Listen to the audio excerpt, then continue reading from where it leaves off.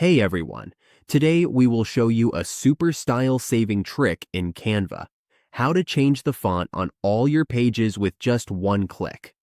This is perfect for keeping our designs consistent and professional. Let's get started. On the Canva editing page, we want to change all the subheaders to another font, and we want it to happen in just one step. Simply click the text, then go to the upper toolbar and find the font style option. This is where we can select our font. Just click on it. Now, choose a font that matches our preferences. Once we have chosen, click Change All. As we can see, all the fonts have been updated with just one click. So easy and simple. With this Canva Pro trick, we can update fonts across our entire project instantly.